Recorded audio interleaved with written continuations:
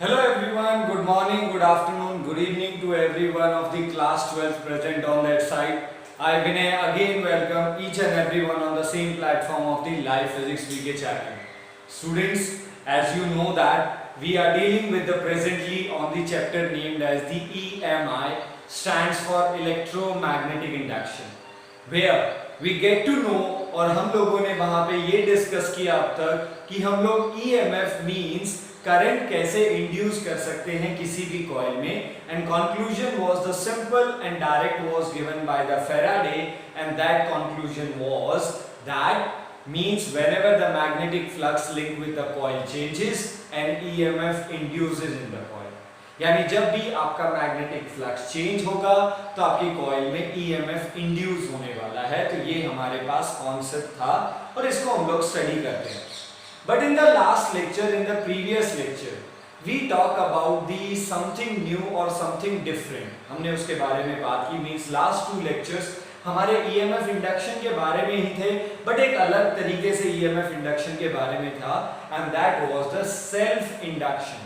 Means एक coil है आपके पास, एक सोलिनॉइड था, एंड वो कॉइल वो खुद ही के साथ मैग्नेटिक फील्ड चेंज करके खुद ही के साथ मैग्नेटिक फ्लक्स को चेंज कर रहा है और खुद ही में ही EMF इंड्यूस कर रहा था। So the last to lectures was totally based on the self induction, और आज हम लोग हमारे इस चैप्टर के लास्ट टॉपिक पे हैं।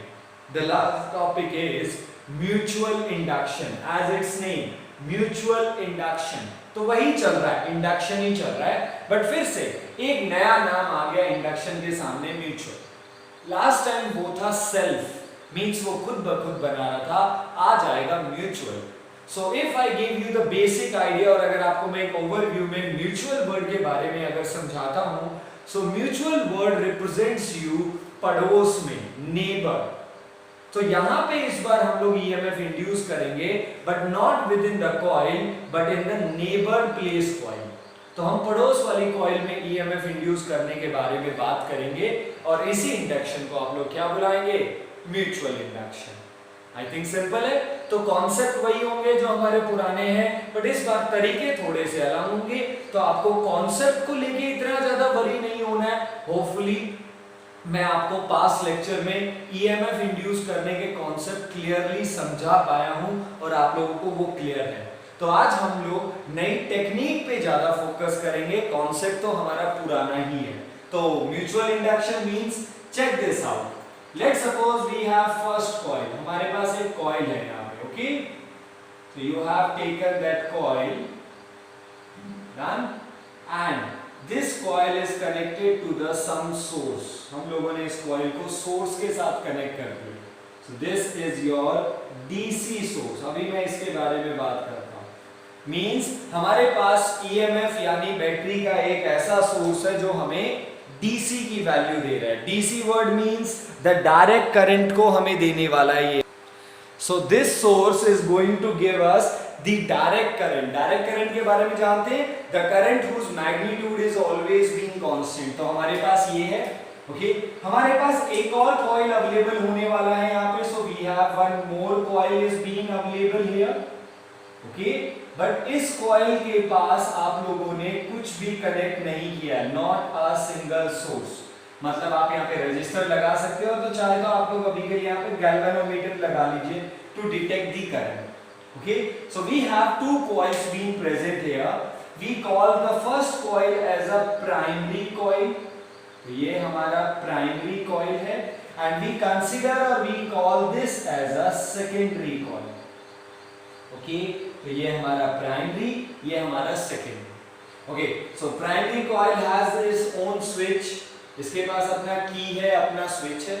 तो फिर से एक बार कॉन्सेप्ट को जल्दी से क्लियर करते हैं। As soon as I switch on the key, जैसे ही मैं की को स्विच ऑन करूंगा, what is going to happen?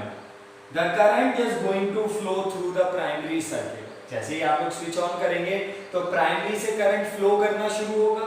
But आप सब जानते हैं कि जैसे ही स्विच ऑन करेंगे तो इनिशियली करंट इंक्रीज होगा, बढ़ता जाएगा धीरे धीरे, ओके। अगर इस कॉइल से, I am talking about this primary coil, अगर प्राइमरी कॉइल से करंट इंक्रीज हो रहा है तो प्राइमरी कॉइल की मैग्नेटिक फील्ड भी इंक्रीज होगी, ओके, तो इसके चारों तरफ की जो मैग्नेटिक फील्ड का एरिया है, उस फील्ड में, उस दायरे में मैग्नेटिक फील्ड का स्ट्रेंथ बढ़ेगा। और प्राइमरी के इस मैग्नेटिक फील्ड के प्लेस पर, ये जो मैग्नेटिक फील्ड है, ये जो मैग्नेट का इफेक्ट का जो दायरा है, प्राइमरी का जो दायरा है, इसमें हम लोगों ने सेकेंडरी कॉइल को रख दिया। सेकेंडरी कॉइल जिसके पास वेरियस नंबर ऑफ टर्न्स तो हैं, बट कोई बैटरी या कोई करंट का सोर्स नहीं है। सो सेकेंडरी में ऐसा कुछ नहीं था, बट आपने सेकेंडरी कॉइल को प्राइमरी की मैग्नेटिक फील्ड में रखा। तो जो प्राइमरी का मैग्नेटिक फील्ड इंक्रीज हो रहा है, तो ध्यान से देखिए क्यों इंक्रीज हो रहा है, क्योंकि प्राइमरी में करंट इंक्रीज हो रहा था। प्राइमरी में करंट इंक्रीज हो रहा था, इसलिए प्राइमरी कॉइल के चारों तरफ मैग्नेटिक फील्ड बढ़ रही थी। प्राइमरी कॉइल में अगर मैग्नेटिक फील्ड बढ़ेगा तो वो मैग्नेटिक फील्ड सेकेंडरी के साथ फ्लक्स की तरह काम करेगी। ऑब्वियस सी बात है, number of magnetic field line passing through the surface. But इस बार सेकेंडरी से मैग्नेटिक फील्ड लाइन पास तो हो रही है, बट किसकी वजह से? प्राइमरी की वजह से। और जब सेकेंडरी में फ्लक्स इंक्रीज होगा यानी फ्लक्स चेंज होगा, तो सेकेंडरी में ईएमएफ यानी करंट इंड्यूस होने वाला है। ओके, ईएमएफ होगा जिसकी वजह से आगे जाके करंट बनेगा। एंड बाय दिस मैनर हमारे पास सेकेंडरी कॉइल में करंट इंड्यूस हो गया because of primary. So this type of induction, ये जो इंडक्शन का तरीका है जिसमें हम लोग सेकेंडरी कॉइल में ईएमएफ और करंट बनाएंगे बिकॉज ऑफ द प्राइमरी, इसी इंडक्शन को हम लोग बुलाते हैं mutual induction. Got that? Okay, एक छोटा सा क्वेरी है जो शायद आपके दिमाग में आ रहा होगा या फिर फ्यूचर में आएगा, तो उसे मैं पहले ही रिजॉल्व कर देता हूं कि सर प्राइमरी में करंट इंक्रीज हो रही है एवरी टाइम एवरी ईयर, बच्चों के डाउट होते हैं। तो अगर हम लोग क्लासरूम में होते डेफिनेटली आप लोगों में से कोई ना कोई इस डाउट को पिकअप जरूर करता कि सर प्राइमरी में करंट इंक्रीज हो रहा है। If the current is being increasing in primary, because of that magnetic field primary की बढ़ रही है। अब हमने तो यहाँ पे क्या किया कि मैग्नेटिक फील्ड जो प्राइमरी की बढ़ रही थी सेकेंडरी के साथ लिंक करवा दी। बट क्या ऐसा नहीं होगा? Does it is not going to happen that the magnetic field of the primary, जो प्राइमरी कॉइल की मैग्नेटिक फील्ड है, वो खुद ही के साथ लिंक हो? तो डेफिनेटली ऐसा होगा। अगर किसी के दिमाग में ये क्वेरी या ये क्वेश्चन आ रहा है कि सर अगर ये primary coil magnetic field change कर रहा है तो वो खुद के साथ लिंक नहीं करेगा? श्योरली बेटा वो खुद के साथ भी लिंक करेगा। बट अगर वो खुद के साथ लिंक करके ईएमएफ इंड्यूस करता है, खुद ही की मैग्नेटिक फील्ड खुद ही के साथ लिंक करके ईएमएफ होगा, in the primary coil there is a induction of EMF also, but that induction of EMF in the primary coil due to the primary itself, तो उस फिनोमेना को क्या बुलाते हैं? Self induction. वो हम लोगों ने देख लिया अभी। और in this topic our focus and our goal is to look on the EMF produced in the secondary। तो हमारा फोकस, हमारा गोल सेकेंडरी में ईएमएफ बन रहा है उस पे है। प्राइमरी में प्राइमरी की वजह से क्या हो रहा है अभी बात नहीं करेंगे हम लोग। हाँ, अगर आप ये सोचते हैं प्रैक्टिकली, यस बेटा डेफिनेटली प्राइमरी में भी होगा, बट अभी हम लोग म्यूचुअल पे फोकस कर रहे हैं, हमारा काम पड़ोस में बनाने का है। तो प्लीज फॉर अ मोमेंट को ये ना सोचे अभी के लिए कि सर इसमें खुद की वजह से भी तो होगा, ठीक है? तो वो मैं आपको लास्ट में, जब ये म्यूचुअल इंडक्शन खत्म होगा आज, तो मैं आपको लास्ट में इसके बारे में बताऊंगा जरूर कि हम लोग इस सेल्फ इंडक्शन को क्या बुलाएंगे, क्योंकि इसमें खुद का सेल्फ भी हो रहा है, प्राइमरी खुद में भी कर रहा है और प्राइमरी पड़ोस वाले में भी कर रहा है, तो इसके बारे में हम बात करेंगे। बट अभी के लिए म्यूचुअल। सो म्यूचुअल में क्या हुआ? The EMF is induced in the secondary coil because of the primary. तो यानी सेकेंडरी में ईएमएफ बना, क्यों? क्योंकि सेकेंडरी का फ्लक्स चेंज हुआ था। सेकेंडरी का फ्लक्स क्यों चेंज हुआ? क्योंकि प्राइमरी का मैग्नेटिक फील्ड चेंज हुआ था। और प्राइमरी का मैग्नेटिक फील्ड चेंज क्यों हुआ? क्योंकि प्राइमरी का करंट चेंज हुआ था। ओके, तो प्राइमरी में करंट चेंज होने की वजह से सेकेंडरी में ईएमएफ बन रहा है। This phenomena is called as mutual induction. Got that? So let's have the definition. What is mutual induction? It is the phenomena or process, कुछ भी आप बुला लीजिए, of inducing the EMF inducing the EMF in which coil? In secondary coil, due to change in current, due to change in current in primary coil. Primary coil में current change करने की वजह से सेकेंडरी में EMF बनता है. That phenomena is known as mutual induction. Clear है? I think concept समझ में आया. तो इस पे मैं ज्यादा टाइम वेस्ट नहीं या लाइन नहीं लगाना चाहूंगा, क्योंकि आप समझ गए हो किसकी वजह से क्यों क्या होता है. डन है? बस जो मेन फोकस है दैट हु इज रिस्पॉन्सिबल, मतलब कौन रिस्पॉन्सिबल है? प्राइमरी रिस्पॉन्सिबल है. मेनली उसका करंट जो चेंज हुआ था स्विच ऑन करते टाइम या स्विच ऑफ करते टाइम की बात कर रहे हैं हम. उस टाइम का बात कर रहे हैं जब करंट चेंज हो रहा है. आफ्टर सम टाइम डीसी यानी आपका करंट मैक्सिमम हो जाएगा कांस्टेंट, उसके बाद म्यूचुअल इंडक्शन नहीं होगा. जैसे सेल्फ इंडक्शन थोड़ी देर के बाद बंद हो जाता था, ऐसे म्यूचुअल इंडक्शन भी नहीं होगा. बट ये तब तक बनेगा जब तक यहाँ पे करंट चेंज होगा.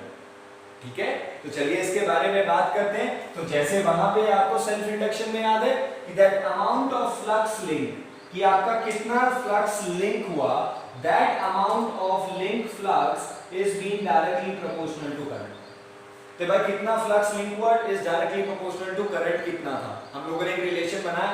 Same here that the amount of flux link, amount of flux link, किसके साथ फ्लक्स लिंक हो रहा है? सेकेंडरी के साथ जाके लिंक हो रहा है. प्राइमरी का प्राइमरी के साथ लिंक करने का मत सोचिए. क्यों? क्योंकि अगर प्राइमरी का प्राइमरी के साथ ही अगर आप फ्लक्स लिंक करने के बारे में बात कर रहे हैं तो इसका मतलब फिर आप सेल्फ इंडक्शन देख रहे हैं. तो फ्लक्स लिंक किसके साथ हो रहा है? Secondary. So the flux link in secondary coil वो डायरेक्टली प्रोपोर्शनल है कि भाई सेकेंडरी कॉइल में कितना फ्लक्स लिंक होगा वो डिपेंड करेगा प्राइमरी ने कितनी मैग्नेटिक फील्ड बनाई. सीधी सी बात है. अगर प्राइमरी बहुत स्ट्रॉन्ग मैग्नेटिक फील्ड बनाता है तो सेकेंडरी के साथ फ्लक्स भी ज्यादा होगा, क्योंकि मैग्नेटिक फील्ड जितनी ज्यादा फ्लक्स भी उतना ही ज्यादा. बट जो प्राइमरी की मैग्नेटिक फील्ड है वो ज्यादा कब होगी? जब प्राइमरी में करंट ज्यादा होगा. तो सीधी सी बात है कि सेकेंडरी का जो फ्लक्स है phi s, it is being directly proportional to the current. But current किसका? प्राइमरी का. Current in primary coil means IP. So the flux link in secondary is always being directly proportional to current in primary. यहाँ पे mutual induction में जो आपको एक difficulty और एक कहते हैं एक हर्डल जो आएगा, उस हर्डल को पार करते टाइम जो आपको ध्यान रखना है वो है कॉइल. क्योंकि यहाँ पे आपके पास दो अलग अलग कॉइल्स हैं, एक प्राइमरी और एक सेकेंडरी. तो इसकी प्राइमरी के करंट की वजह से सेकेंडरी में ईएमएफ बन रहा है जो कि सेकेंडरी में फ्लक्स लिंक हुआ था. तो यहाँ पे आपको ये पेशेंस और ये चीज ध्यान से पढ़ के जानी है और स्टडी करनी है दैट कि करंट किसका है, तो कौन प्राइमरी है कौन सेकेंडरी है, तो किसका करंट लेंगे किसका फ्लक्स लेंगे, किसकी मैग्नेटिक फील्ड लेंगे, किसमें ईएमएफ बनेगा. आपको ये सारी चीजें समझ के चलनी पड़ेगी. देखो सेल्फ इंडक्शन में कोई इश्यू नहीं था. क्यों? क्योंकि सेल्फ इंडक्शन में वो कॉइल खुद ही थी, तो वही बनाने वाला मैग्नेटिक फील्ड, वही फ्लक्स लिंक करने वाला, उसी का करंट, उसी में बनने वाला ईएमएफ, सब कुछ वही था. तो आपके पास कोई प्रॉब्लम ही नहीं थी. यहाँ पे प्रॉब्लम थोड़ी सी बढ़ेगी क्योंकि यहाँ पे कॉइल्स अलग अलग है. इसलिए for that reason I am requesting each and everyone out there, please mutual induction में आप कॉइल्स के ये जो स्टेटमेंट है ना इन्हें ध्यान से बोलिए. whenever you learn it, whenever in future when you are going to practice it, जब भी आप इसे याद करेंगे, प्रैक्टिस करेंगे, इसके न्यूमेरिकल्स करेंगे, तो द मोस्ट इंपॉर्टेंट थिंग आप हमेशा इसको पूरा स्टेटमेंट को बोल के याद कीजिए. Do not say only simple flux is directly proportional to current. तो यहाँ तो कंफ्यूजन है कि भाई किसका फ्लक्स किसका करंट, ये तो समझ में ही नहीं आएगा. So for that reason mutual induction में थोड़ा सा संभल के जाएंगे. So the flux link in secondary, क्योंकि फ्लक्स सेकेंडरी में जाके लिंक हुआ है क्योंकि उसी में ईएमएफ बनेगा. हाँ मैं फिर बोल रहा हूँ प्राइमरी में भी फ्लक्स लिंक होगा, प्राइमरी का ही, बट वो फिर सेल्फ इंडक्शन बन जाएगा, वो नहीं देखना है अभी. So the flux link in secondary is being depending upon the current in primary, वो भी डायरेक्टली, यानी प्राइमरी में करंट जितना ज्यादा मैग्नेटिक फील्ड उतनी ज्यादा, जितनी ज्यादा मैग्नेटिक फील्ड प्राइमरी की तो आपने सेकेंडरी वाले को उसके बिल्कुल पास रखा है, उसकी मैग्नेटिक फील्ड की रेंज में रखा है, तो सेकेंडरी में फ्लक्स उतना ही ज्यादा, और जितना ज्यादा फ्लक्स सेकेंडरी में चेंज होगा ईएमएफ इन फ्यूचर आगे जाके उतना ही बनेगा। तो हमारे पास एक रिलेशन आ गया, and when this proportionality sign removed a constant come, and here that constant is represented by capital M, and this capital M is called as mutual inductance। इसको आप क्या बुलाएंगे? Mutual inductance. हमारे पास लास्ट टू लास्ट लेक्चर मतलब self induction का जब हमने introduction किया था, वहां पे हमारे पास कांस्टेंट क्या आया था? L, कैपिटल L, वो बताता था सेल्फ इंडक्टेंस। यहाँ पे म्यूचुअली हो रहा है एक की वजह से, यानी प्राइमरी के करंट की वजह से सेकेंडरी का flux, so that's why this constant is called as mutual inductance. Done है? सो दस यहां से हमारे पास फॉर्मूला क्या बना भाई? Thus mutual inductance is equal to phi s divided by IP। Clear है? और इस m को अब एक नया नाम देंगे, इसे हम लोग एक अलग तरीके से बुलाएंगे। We will call this as a mutual inductance। तो ये बताइए इंडक्टेंस किसमें हो रहा है? सेकेंडरी में। So mutual inductance of secondary coil due to primary coil. तो ये जो म्यूचुअल इंडक्टेंस है वो सेकेंडरी में हो रहा है बिकॉज ऑफ प्राइमरी, इसलिए अब से इसको एक नया सिंबल देंगे, and new symbol is MSP। वो जो SP है वो सफिक्स में जाएगा। S stands for secondary and P stands for the primary। तो कैसे लिखेंगे? MSP, mutual inductance of secondary due to primary. तो जो पहले है उसे आप लोग, उसमें वो इंडक्शन हो रहा है, तो जिसमें इंडक्शन हो रहा है उसे आप पहले लिखेंगे, और जिसकी वजह से हो रहा है उसे आप बाद में लिखेंगे। It is the way of representing. इसे हम लोग रिप्रेजेंट करने के तरीके से दिखाते हैं। जैसे आप दो बॉडीज के बीच में फोर्स पढ़ते हो ना, न्यूटन का थर्ड लॉ भी पढ़ते थे, तो हम करते थे ना 1/2 की वजह से कितना लग रहा है, तो हम ऐसे ही क्यों लिखते थे? F12 we always used to write as in this manner, F12। So what was the meaning of F12 out there? वहां पे F12 का मीनिंग क्या था? The meaning of F12 was the force acting on one due to two। ऐसे ही यहीं पे mutual inductance of secondary due to primary। Done है? Okay, यहां तो देखो बेटा बहुत आसान है, primary secondary, but in future अभी जो हम लोग आगे का एक डेरिवेशन देखेंगे और उसके बाद जब हम लोग न्यूमेरिकल्स देखेंगे तो वहां पे टीचर माइट भी आपको सेकेंडरी या प्राइमरी ना लिख के दे। टीचर वहां पे आपको 1 और 2 लिख देता है, कॉइल 1 कॉइल 2। तो अगर 1 की वजह से 2 में कर रहे हो, 1 की वजह से किस में कर रहे हो? 2 में, तो आप लोग उसे कैसे लिखोगे? M21।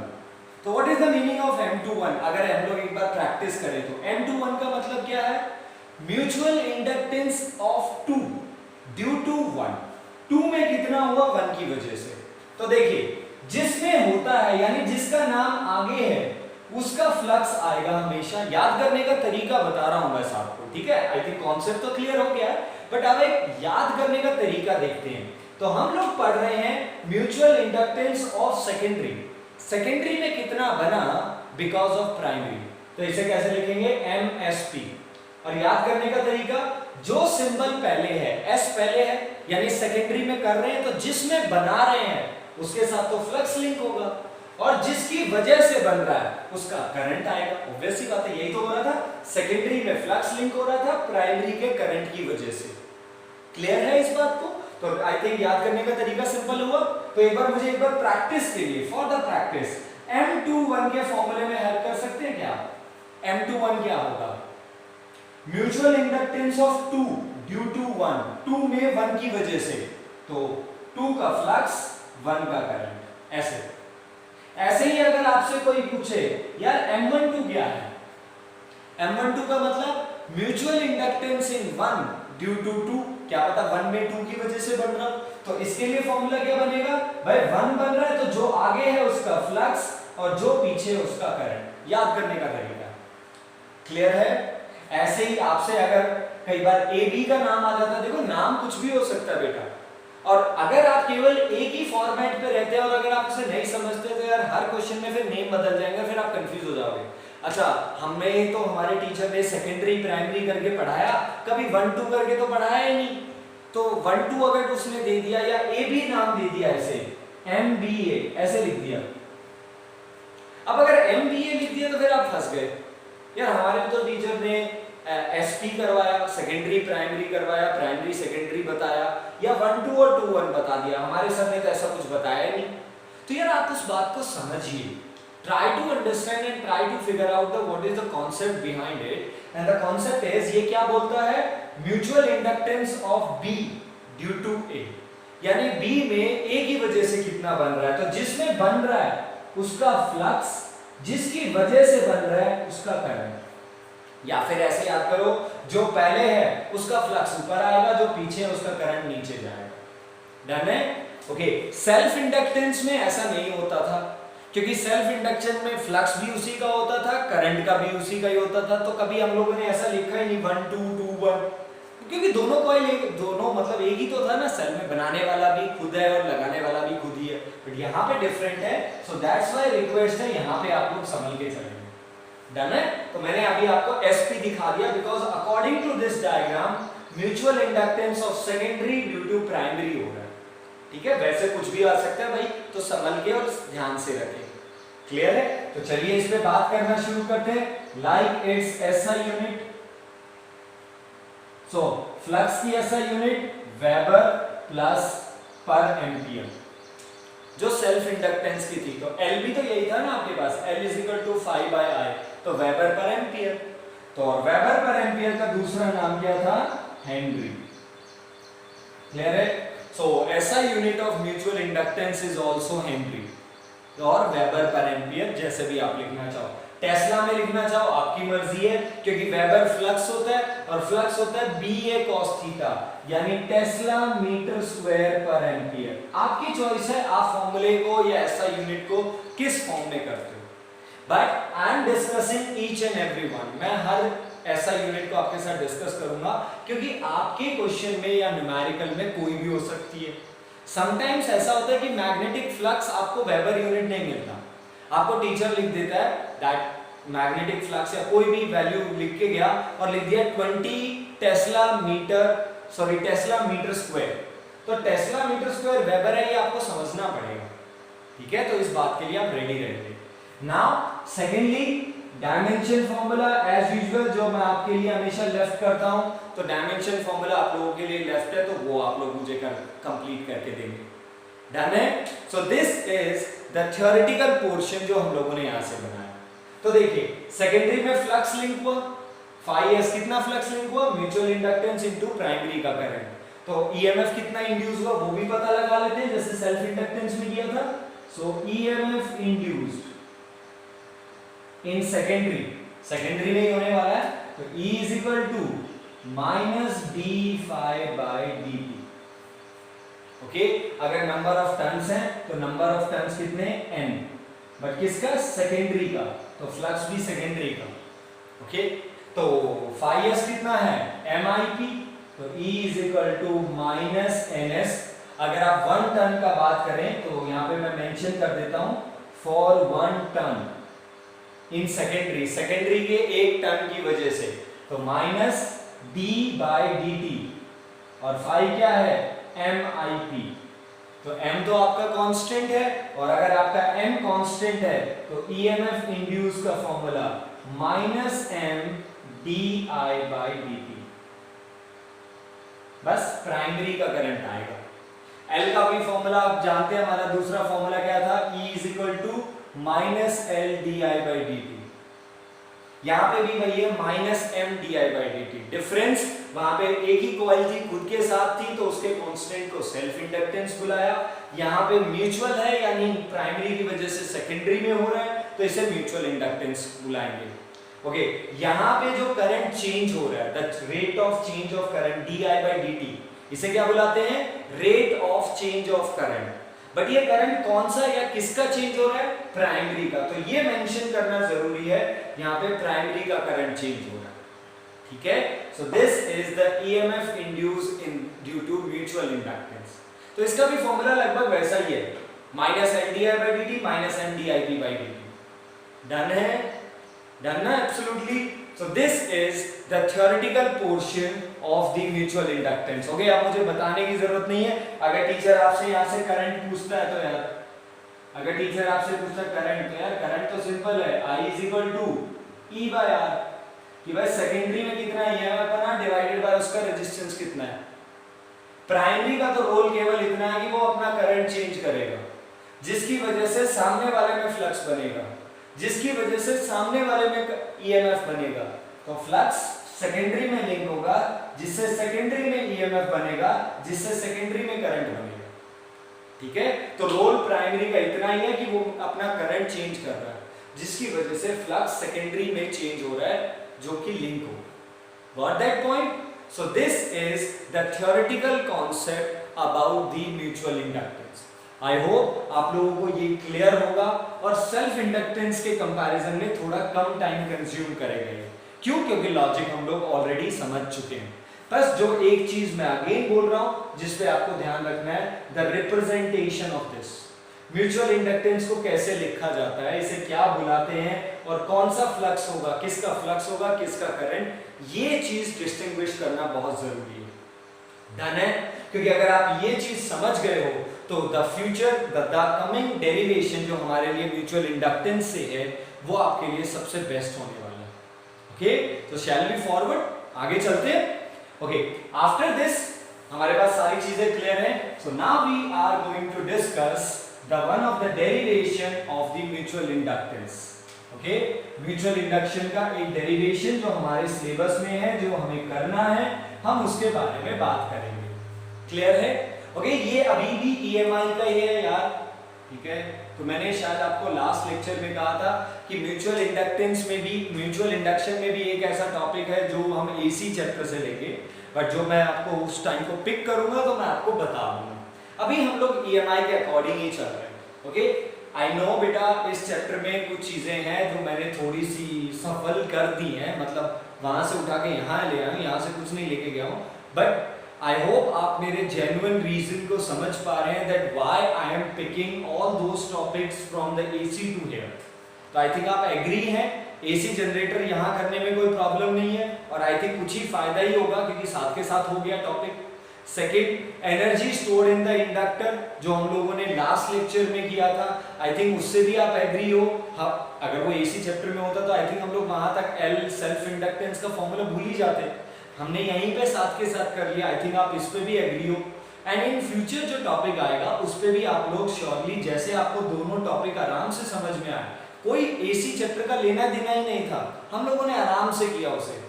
तो अगर ऐसा है तो हम लोग उस टॉपिक को भी यहाँ पे इजीली समझ पाएंगे, ठीक है। बट वो मैं आपसे बाद में बात करूंगा, मतलब वो हमारे नेक्स्ट लेक्चर का टारगेट होगा। अभी तो हम लोग इसी पे आए। तो म्यूचुअल इंडक्शन समझ में आया। तो म्यूचुअल इंडक्शन के लिए हमें कितना कॉइल चाहिए? 2। So we need 2 coils being present here. So as you know that if you want to do the mutual induction, तो म्यूचुअल इंडक्शन में तो कितनी कॉइल चाहिए? 2। तो हमारे नेक्स्ट टॉपिक का नाम ही यही है, क्या? Mutual inductance. मींस किस रेट से होगा? ओके, म्यूचुअल इंडक्टेंस इन कोएक्सियल 2 कॉइल्स। तो 2 रखी हुई कॉइल्स, कोएक्सियली कॉइल्स में म्यूचुअल इंडक्टेंस कितना होगा? ओके, एक छोटा सा पॉइंट है जिसको मैं पहले क्लियर कर देना चाहता हूं। आई थिंक आप लोगों को ये पॉइंट अभी क्लियर होगा, मैं क्योंकि मैंने यहाँ पे मेंशन नहीं किया था अभी जस्ट, क्योंकि हम लोग जो पढ़ के आए हैं वहां पे मैंने मेंशन नहीं किया है, बट फिर भी आई नो आप लोग उस चीज के साथ बिल्कुल क्लियर होंगे। Are you clear with the difference between mutual induction and mutual inductance? Mutual induction और म्यूचुअल इंडक्टेंस में क्लियर है कॉन्सेप्ट? वैसे ही है जैसे सेल्फ इंडक्शन और सेल्फ इंडक्टेंस में होता था। Self mutual induction, it is the process of inducing the EMF in the secondary due to primary. But mutual inductance क्या है?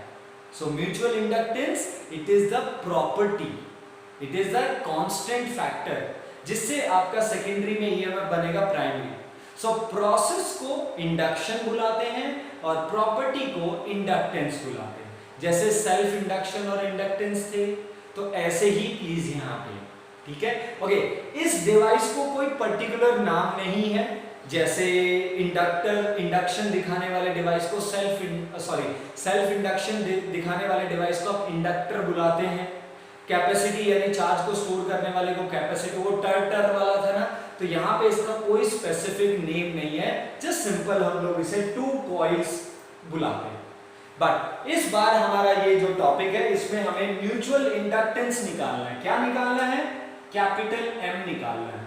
किसमें? टू कोएक्सियली कॉइल्स में. तो दो कॉइल्स मिलेंगी जो आपस में कोएक्सियल है. Coaxial word means they have been placed on the same axis. वो सेम एक्सिस पे रखी गई. क्लियर है? तो चलिए उसके डेरिवेशन को देखते हैं. तो इस डेरिवेशन के दो पार्ट होंगे. देखो, दो कॉइल लेने वाले हैं 1 और 2. तो हम लोग क्या करेंगे, 1 की वजह से 2 में करंट बनाएंगे, यानी उसमें इंडक्शन करवाएंगे, और 2 की वजह से 1 में. तो ऑब्वियसली बात है, कितने डेरिवेशन हो गए? 2 डेरिवेशन हो गए विद इन दिस. हाँ, एग्जाम में आपको एक ही आता है, बिल्कुल सिंपल. न्यूमेरिकल में आपको एक ही होगा, ऑब्वियसली बात है, या तो 1 की वजह से 2 में या 2 की वजह से 1 में. बट हम डेरिवेशन 2 करेंगे, क्योंकि डेरिवेशन जब टीचर आपसे पूछेगा तो माइट बी पॉसिबल चांसेस है. It is like that same question if you remember in the magnetic effect of current. Remember two parallel wires, the force acting between the two parallel current carrying wire, जहां से हमने 1 ampere की definition बनाई थी, याद आया? Okay, वहां पे in that case हमारे पास दो केस बने थे. If both the wire carries the current in same direction, अगर दोनों वायर करंट सेम डायरेक्शन में कैरी करते हैं तो wire will attract each other, और अगर अपोजिट में करते हैं तो wire will repel each other.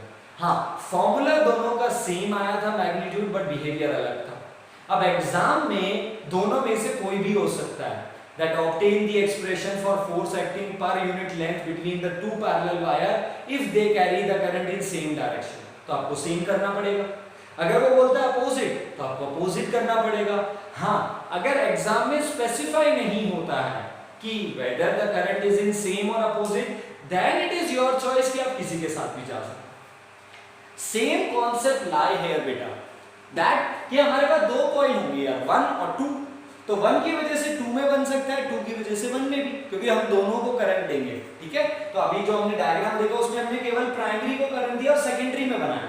इस बार हम दोनों को करंट देंगे और ये देखेंगे कि ये दोनों एक दूसरे में कितना बनाती है. 1 की वजह से 2 में, 2 की वजह से 1 में. तो अब एग्जाम में टीचर कोई भी पूछ सकता है कि 1 की वजह से 2 में कितना है, 2 की वजह से 1 में कितना है. तो हम लोग दोनों ही करना सीखेंगे.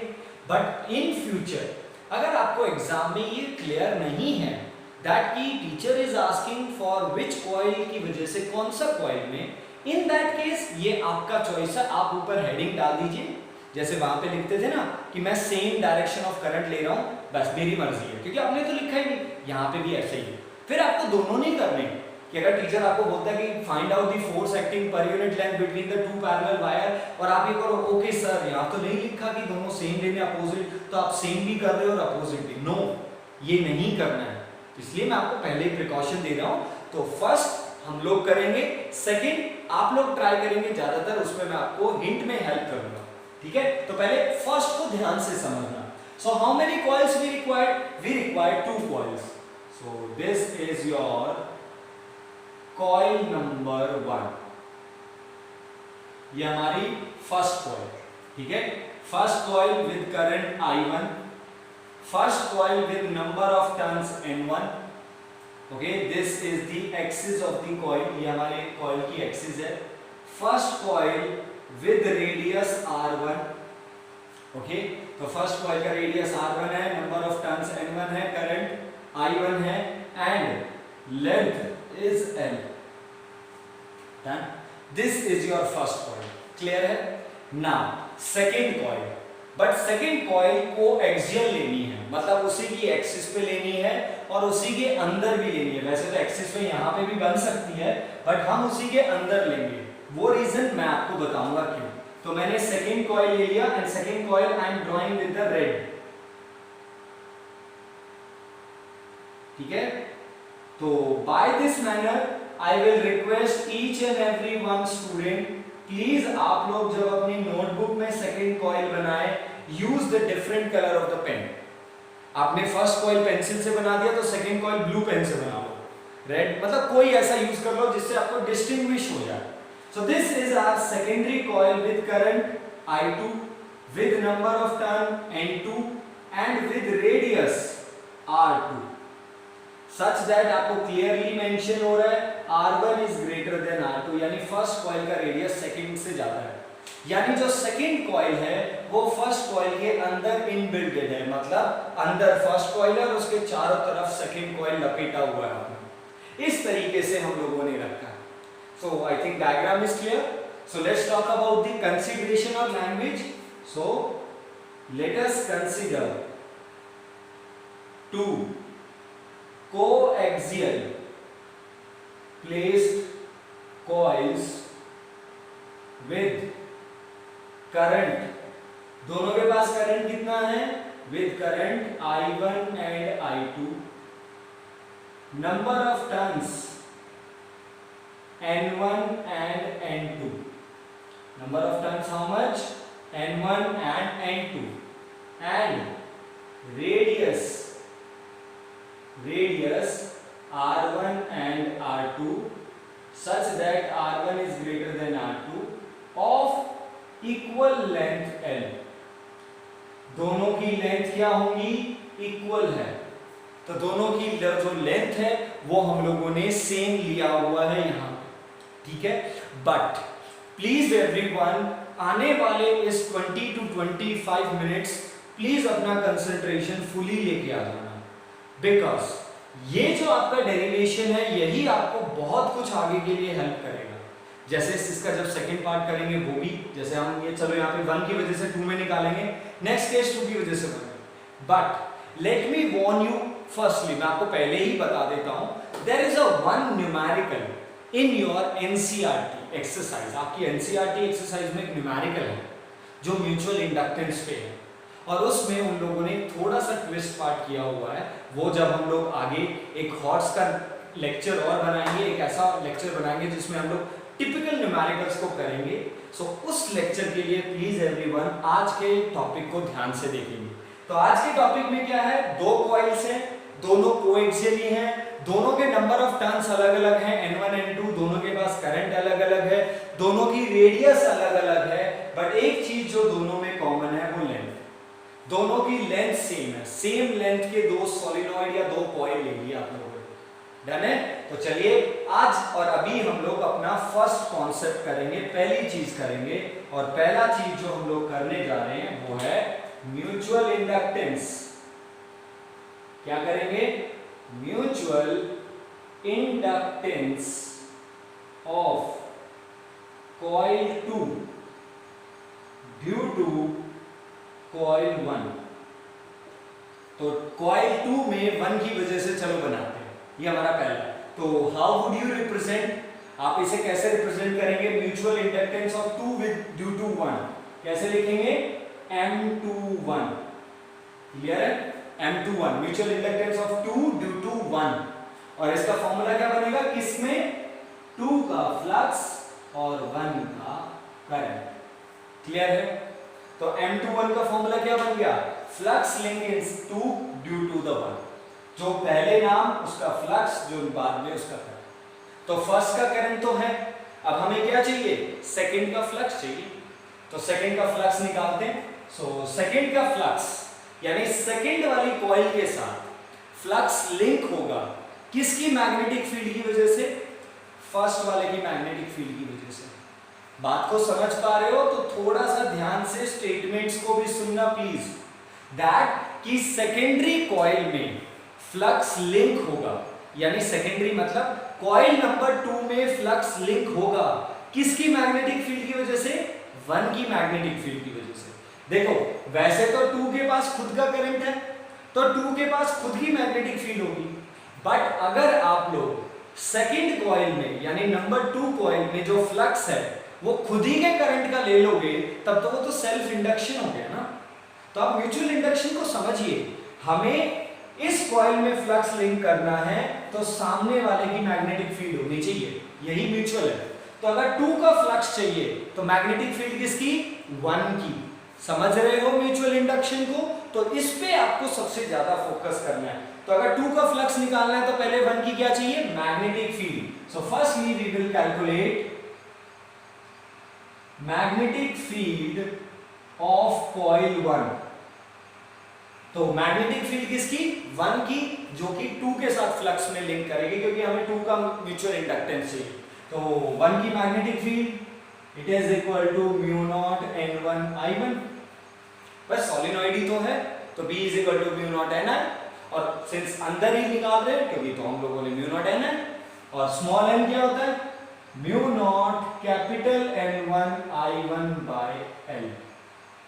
क्लियर विद द इक्वेशन 2 बेटा? तो हमने किसकी मैग्नेटिक फील्ड निकाली, 1 की मैग्नेटिक फील्ड निकाली। क्यों निकाली 1 की मैग्नेटिक फील्ड, क्योंकि वही 2 के साथ जाकर लिंक करेंगे। ठीक है, तो now magnetic flux link with, statement पे ध्यान देंगे, link with 1 turn off coil 2। तो अभी फ्लक्स निकालते हैं। तो देखो, जो फर्स्ट की मैग्नेटिक फील्ड होगी, जो इस ब्लैक वाले वायर की मैग्नेटिक फील्ड होगी, वो रेड वाले वायर के साथ लिंक करेगी फ्लक्स का। तो रेड वाले के पास कितने नंबर ऑफ टर्न्स है, N2। तो N2 नंबर ऑफ कॉइल्स है।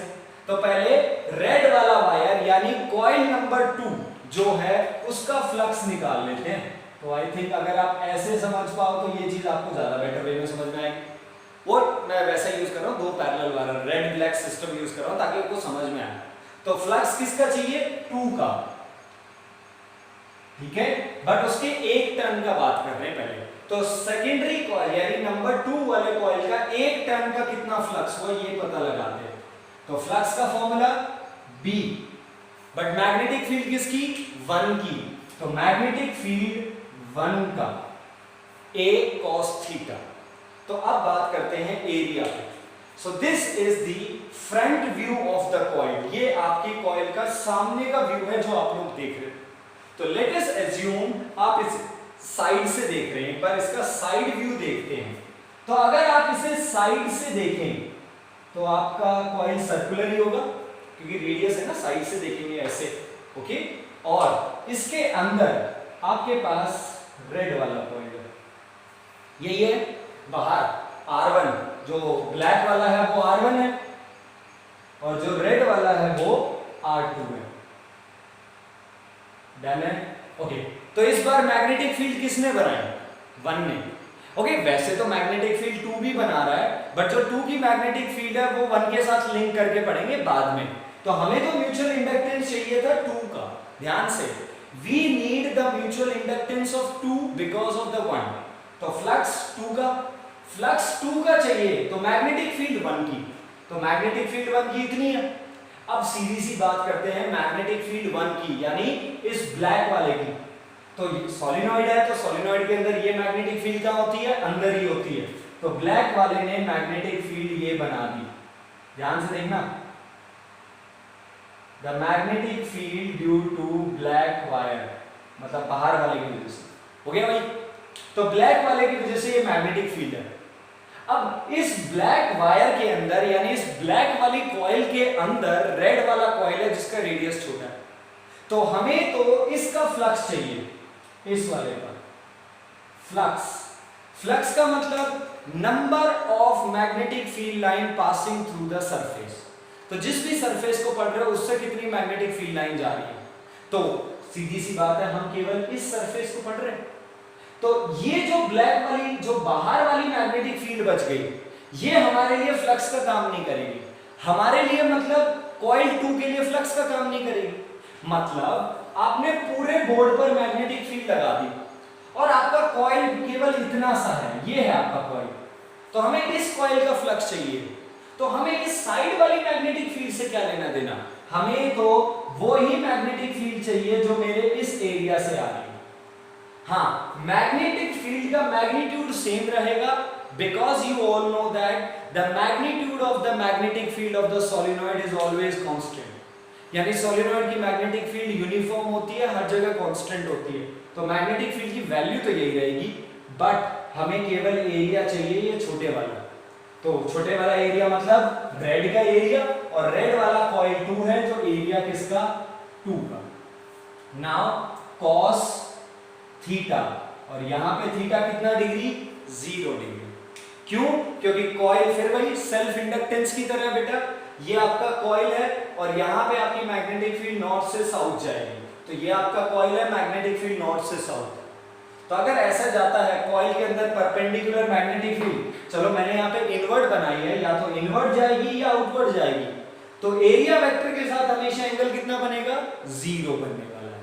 क्लियर है? तो हमारा phi2 डैश क्या हुआ, phi2 डैश क्या है, फ्लक्स है कॉइल 2 का बट एक टर्न के साथ, तो B1 कितना है mu not N1 I1 L, कितना है mu not N1 I1 L divide into A2। तो ये फ्लक्स आया आपका एक कॉइल से, कॉइल नंबर 2 के एक टर्न से आया, तो कॉइल नंबर 2 के पास टोटल टर्न कितने हैं N2, so the net flux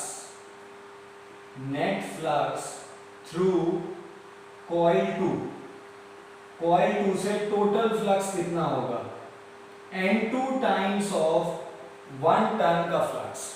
भाई एक टर्न से इतना फ्लक्स है और नंबर 2 के पास N2 नंबर ऑफ टर्न्स है, तो टोटल फ्लक्स N2 से मल्टीप्लाई कर देते हैं, तो आपके पास phi2 कितना बना भाई, phi2 हमारे पास बना, phi2 डैश कितना था mu naught N1 I1 L into A2 and N2।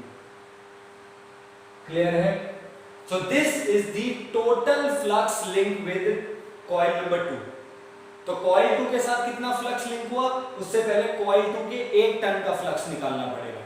coil 2 के एक टन का फ्लक्स निकालने से पहले 1 की मैग्नेटिक फील्ड चाहिए, क्योंकि 1 की मैग्नेटिक फील्ड 2 के साथ लिंक करेगी फ्लक्स की तरह। 1 की मैग्नेटिक फील्ड को 1 से नहीं लिंक करवाना है और 2 की मैग्नेटिक फील्ड को 2 से नहीं करवाना है, क्योंकि वो फिर सेल्फ इंडक्शन हो गया, पड़ोस में लेके जाना है। तो पहले एक टर्न का निकाला, फिर टोटल टर्न का, तो अब म्यूचुअल इंडक्टेंस निकाल दो। सो बाय इक्वेशन 1 M21 क्या बनेगा phi2 divided by I1। phi2 कितना है भाई बेटा आपका mu not N1 I1 by L A2 N2 divided by I1, किसका करंट नंबर 1 वाली कॉइल का करंट, अगर मैं यहाँ पे ब्लैक से लिख दूं यानी 1 का current divided by I1 cancel with the I1, तो हमारे पास म्यूचुअल इंडक्टेंस का क्या फॉर्मूला बना μ21 M21 क्या बना mu not N1 N2 A2 by L। This is the formula for mutual inductance in coil 2 due to coil 1। तो ये formula है कॉइल 2 में कॉइल 1 की वजह से कितना इंडक्टेंस होगा mu naught N1 N2 A2 by L। तो किस किस पे डिपेंड कर रहा है, it is depending upon permeability mu naught पे। तो अगर आप मीडियम डाल देते हो तो रिलेटिव परमिएबिलिटी से मल्टीप्लाई हो जाएगा।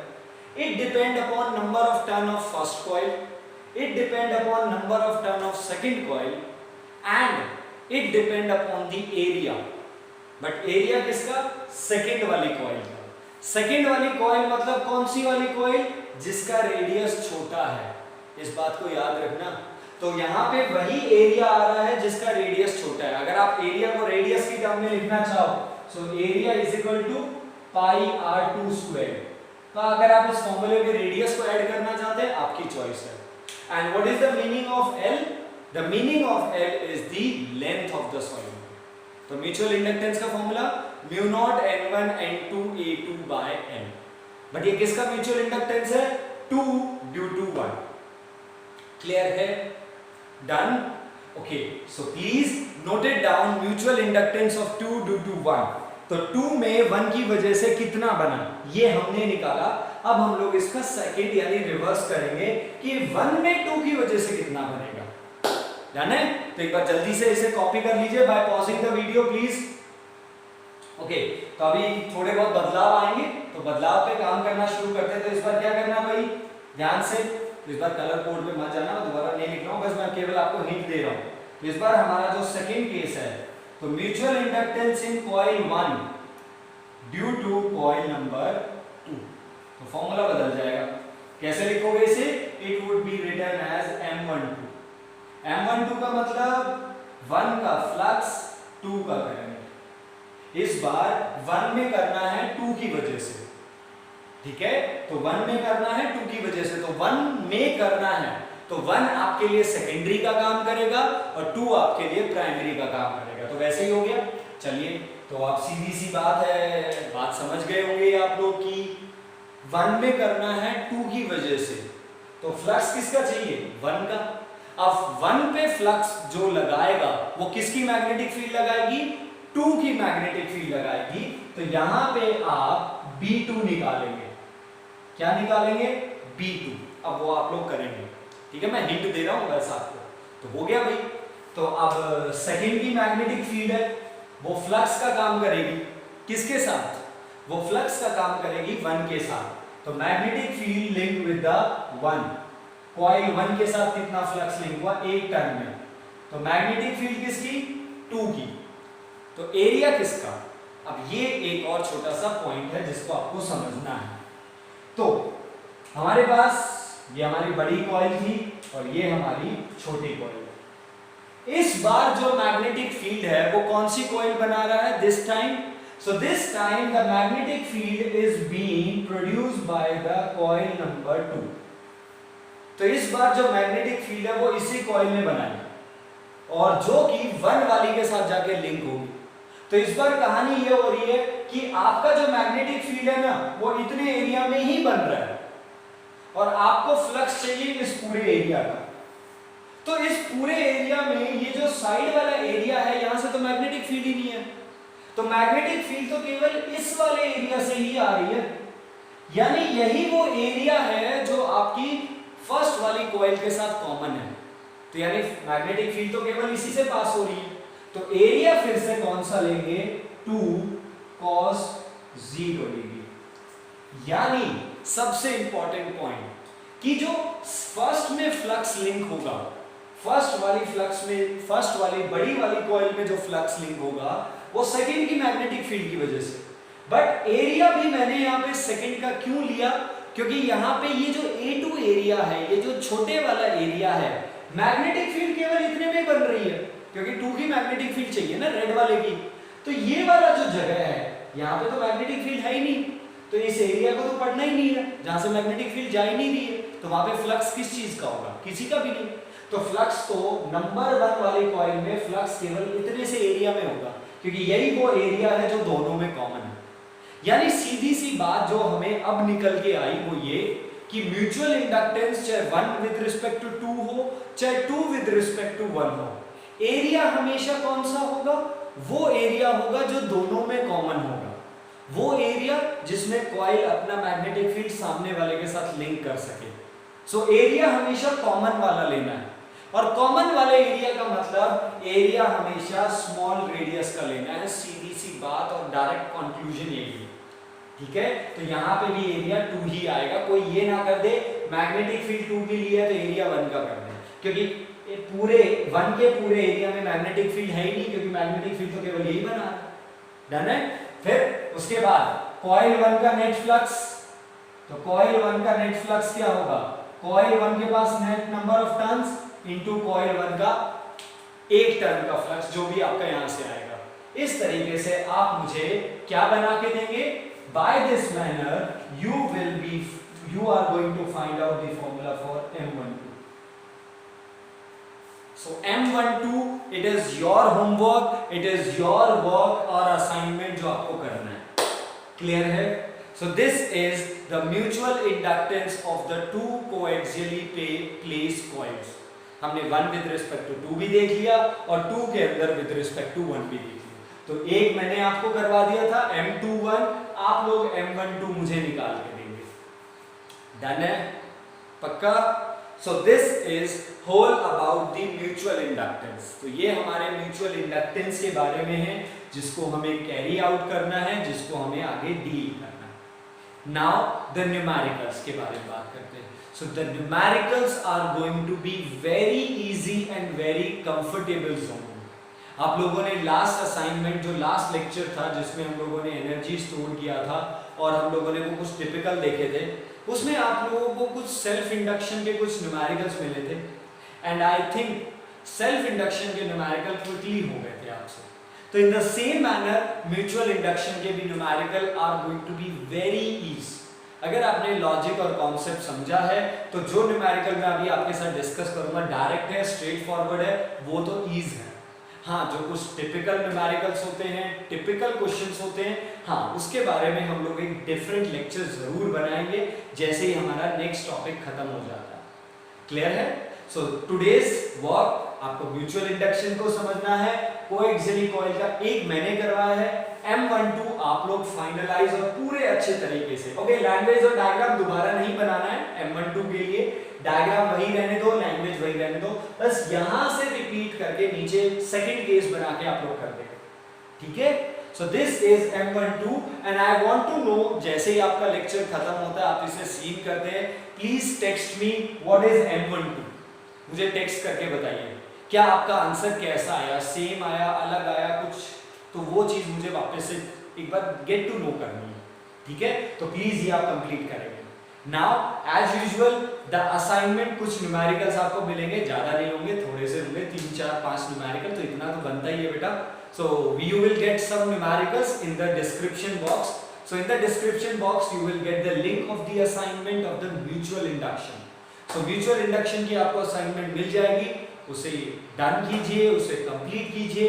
उसमें अगर आपके पास कोई भी क्वेरी है तो प्लीज उस क्वेरी को खत्म करके उसे फिनिश कर दीजिए। ओके ओके, डन है? तो इस बात को सब ध्यान में रखेंगे और इसे कंप्लीट करके देंगे म्यूचुअल इंडक्शन। सो ऑफिशियली मैं आज आपको अनाउंस कर सकता हूं कि हम EMI खत्म कर चुके हैं। वैसे तो EMI और भी पहले हो जाता अगर हम एक लेक्चर AC जनरेटर को नहीं देते, एक लेक्चर जो लास्ट वाला था वो एनर्जी स्टोर्ड और एनर्जी डेंसिटी को नहीं देते, तो हमारा लेक्चर अब तक खत्म हो गए थे। बट अभी मैं इसको एक लेवल और आगे लेके जाना चाहता हूं। So in the next lecture, in the future coming lecture, we are going to talk about one of the most important device जो हमारे सराउंडिंग में अवेलेबल है, and that device is transformer। तो अगला हमारा टॉपिक होने वाला है ट्रांसफॉर्मर, उसका डायग्राम, उसका कंस्ट्रक्शन, वर्किंग, न्यूमेरिकल सब सीखेंगे यहीं पे। AC चैप्टर का ये टॉपिक मैं आपको उठा के यहाँ पे वापस से दे रहा हूँ। तो you can say AC chapter के हम लोगों ने 3 टॉपिक्स पिक करके आगे ले आएंगे, जिसको हम इजीली कर भी सकते हैं और न्यूमेरिकल्स भी। और अगर ऐसा करेंगे तो आगे AC आपका बहुत शॉर्ट हो जाएगा, लिमिटेड दायरे में हो जाएगा, क्योंकि उसके लिए भी मेरे कुछ प्लान है। तो उसको यहाँ से लाने का एक रीजन तो यही है कि ये टॉपिक यहीं से रिलेटेड है। क्यों? देखो, AC जनरेटर जो था वो EMI पे काम करता था, कॉइल घूमता था। एनर्जी स्टोर्ड ऑफ इंडक्टर इसी सेल्फ इंडक्शन की प्रॉपर्टी पे था। और कल जब ये ट्रांसफॉर्मर आएगा तो please it is good to know that the working principle of transformer का जो working principle है, the working principle of transformer is mutual induction। Transformer mutual induction के ऊपर प्रिंसिपल पे काम करता है, यानी इसी के कॉन्सेप्ट पे और इसी के लॉजिक पे काम करता है। तो अगर इसी के लॉजिक पे काम कर रहा है, इसी के कॉन्सेप्ट पे काम कर रहा है, तो क्यों ना यहीं पढ़े, हम लोग आगे के लिए वेट क्यों करें? आई होप समझ पा रहे हो। और अगर मैं इनको यहाँ पे लेके आ रहा हूँ तो AC चैप्टर बस फिर एक ही लिमिटेड दायरे का हो जाएगा, जो आपके लिए बहुत इजी हो, क्योंकि AC चैप्टर को लेके बच्चे हमेशा डाउट में रहते हैं, सर कंफ्यूज हो रहे हैं, ये आ रहा है कि वो आ रहा है। तो मैंने ना वो जो बड़े बड़े डिवाइस थे, जनरेटर, ट्रांसफार्मर, ये बड़े क्वेश्चंस में आता है, पिक करके यहाँ पे डाल दिया, एनर्जी स्टोर भी डाल दिया यहाँ पे। तो ये सब उठ गए। अब आपके पास AC चैप्टर में जो सबसे इंपॉर्टेंट काम रहेगा वो है फेजर डायग्राम। एक नई चीज है बिल्कुल, बट बहुत आसान बनाई जा सकती है अगर आप कंसंट्रेशन से देखें, बट हम उसमें ये कंफ्यूजन नहीं डालेंगे इनका। तो आई थिंक यहीं पे ले आते हैं, आसानी से समझे जा सकते हैं। तो हम हमारा EMI का एक और लेक्चर होगा थ्योरेटिकल, उसके बाद हम लोग EMI पे फिनिश है। हाँ, फिर हम लोग आगे लेक्चर्स रखेंगे। कैसे? हम लोग एक दिन हॉट्स के न्यूमेरिकल जो हमारे रह गए, एक लेक्चर हो चुका था हॉट्स का, एक और सेलेक्टेड न्यूमेरिकल जो बाद के रह गए हैं, जैसे सेल्फ इंडक्टेंस, म्यूचुअल इंडक्टेंस, इनके अगर कोई टिपिकल न्यूमेरिकल्स है वो मैं आप लोगों के साथ शेयर करूंगा। और एक लेक्चर और after the hots, the rapid revision. ठीक है, तो एक सजेशन आया कि सर आफ्टर एवरी चैप्टर आप एक लेक्चर रैपिड रिवीजन में लेके आ जाइए कि उस पूरे चैप्टर का रिवीजन हम लोग उसी एक लेक्चर को देख के कर सकें। So thanks for that suggestion. I will surely make one more lecture on the EMI rapid revision. हम लोग उस पर भी एक बार वापस से करेंगे। After that, as usual, you all know that once the EMI हमारा जैसे ही हमारा ट्रांसफार्मर खत्म होता है तो प्लीज आप लोग अपनी तैयारी पे जुट जाइए। जैसे ही ट्रांसफार्मर खत्म हुआ हो जाओ शुरू काम करना भाई। मैग्नेटिज्म को करना है, छोटा सा चैप्टर था, आप लोगों को दिमाग में है EMI। EMI मतलब आपको AC भी इंक्लूड करना है, ट्रांसफार्मर भी, एनर्जी भी। तो जो मैंने आपके साथ EMI में डिस्कस किया सब कुछ आपको इंक्लूड करना है। तो जिस दिन ट्रांसफार्मर खत्म means next lecture, after the next lecture start ready for the test. अपना प्रिपेयर करना शुरू कर दीजिए। मैं आपके साथ न्यूमेरिकल डिस्कस करता रहूंगा, रैपिड रिवीजन भी चलते रहेंगे, असाइनमेंट भी चलती रहेंगी, बट आप अपना टेस्ट के लिए रिवीजन जस्ट आफ्टर ट्रांसफार्मर शुरू कर सकते हैं। Got that point? So with that note and with that point, please complete today's lecture and the assignment जो आपको available मिलने वाला है. Okay? So thank you very much each and everyone.